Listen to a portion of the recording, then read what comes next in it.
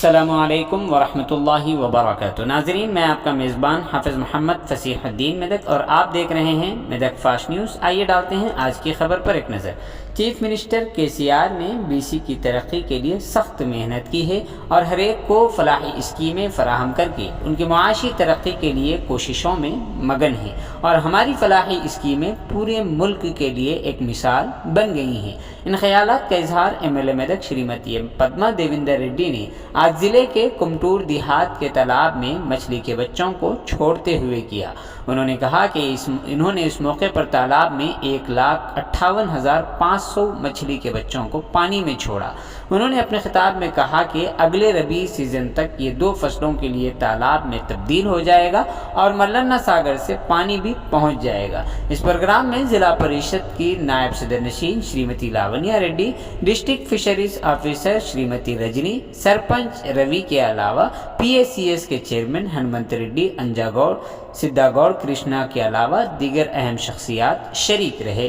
आइए इस सिलसिले में एक तफसीली रिपोर्ट आप हजरात के पेश బేస్మెంట్ స్టార్ట్ చేసుకోండి, మంజూరైనట్టు అవి మీరు బేస్మెంట్ స్టార్ట్ చేసుకున్నారంటే అక్కడికి వచ్చి కొబ్బరికాయ కొట్టి మీకు అక్కడ ఆ బిల్ ప్రకారం ఎట్లా మంజూరు చేయాలో అట్లా ఇచ్చిపోతా, పేపర్ ప్రొసీడింగ్ కాపీ ఇచ్చిపోతాం. అది కూడా మొదలు పెట్టుకోండి. ఏదేమైనా మన గౌరవ KCR గారు కరెంట్ ఇచ్చి నిజంగా ఒక్కసారి ఆలోచించండి. 60 ఏళ్ల క్రితం 70 ఏళ్ల క్రితం నుండి పరిపాలించిన వాళ్ళు 2014 కంటే ముందు మన పరిస్థితి ఎట్లుండో ఆలోచించాలి. కరెంటు లేదు, నీళ్లు లేవు, నానా అవస్థ పడ్డం, నానా గోసపడ్డం. రైతు బంధు లేదు, రైతు బీమా లేదు, మనల్ని పట్టించుకున్న లేరు, ఇంత ఊరు మంచిగా లేరు, ఇంత రోడ్డు లేదు, చెత్త తీసుకుపోయి డంపయాలు లేదు, చెట్లు పెట్టలేదు, ఎండిపోయిన ఎడారు లెక్కుండే తెలంగాణను పచ్చగా చేసుకున్నాం. అది KCR వల్ల.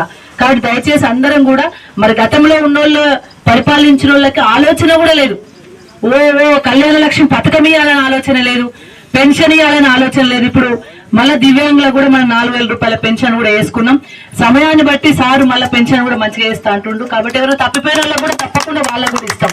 ఏదేమైనా చెప్పిన మాట నిలబెట్టుకున్న వ్యక్తి మనకు జిల్లా చేసిండు. ఎవరైనా జిల్లా అంటే సంగారెడ్డి పోవాలి, జిల్లా అంటే సంగారెడ్డి పోయే పరిస్థితి ఉంది. జిల్లా అయింది మొన్న ఎంత మంచిగా ఉంది, కలెక్టరేటు, SP ఆఫీసు, అదికు చూస్తుంటే ఇట్లా అయిపోయినాయి. మెడికల్ కాలేజ్ వచ్చింది, ఎవరిచ్చిందమ్మా? కేంద్రం 150 కాలేజీలతో ఒక్క తెలంగాణకి ఇయ్యలే. మన సార్ మెడికల్ కాలేజ్ ఇచ్చింది, ఇక్కడనే వస్తుంది, గీనే మన దగ్గరనే వస్తుంది మెడికల్ కాలేజ్. మెడికల్ కాలేజ్ వచ్చిందంటే ప్రతి ఒక్కరికి మంచి వైద్యం అందుతుంది.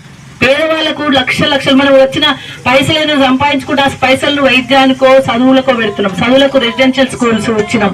అట్లనే వైద్యానికి మెడికల్ కాలేజ్ వచ్చింది అంటే ఆ వైద్యం మంచిగా దొరుకుతుంది మనకి. ఇప్పటికే MCH అయింది. డెలివరీ కేసులకి ఒక్క పైసలు లేకుండా గంట మంచి హాస్పిటల్ కట్టించినాం. రేపు అట్లనే పెద్ద హాస్పిటల్ కూడా కట్టిస్తున్నాం, కాలేజ్ కూడా వచ్చింది. కాబట్టి పేదవాళ్ళకి ఏమవుతుందంటే ఏమొచ్చినా కానీ గాంధీ హాస్పిటల్ పోవాల్సిన అవసరం లేదు. పెద్ద రోగం వచ్చినా ఎటువంటిది వచ్చినా కానీ గీనే చూపెట్టుకుంటే పైసా ఖర్చు లేకుండా అవుతుంది. అది కూడా తెచ్చుకున్నాం మనం. ఎంత అంటే గతంలో లేనిది 5-6 ఏళ్లలోనే గిన్ని పనులు చేసుకున్నాం. తప్పకుండా ఇంకా మంచిగా చేసుకుంటాం, దానిలో ఏమి ఇబ్బంది లేదు. గౌరవ KCR గారి ఆశీస్సులు మనకు ఉన్నాయి. మరి ఈ రోజు మన కొమ్టూరు చెరువుల మనము ఇవాళ కట్ల రవు మృగాల 3 వేస్తాం.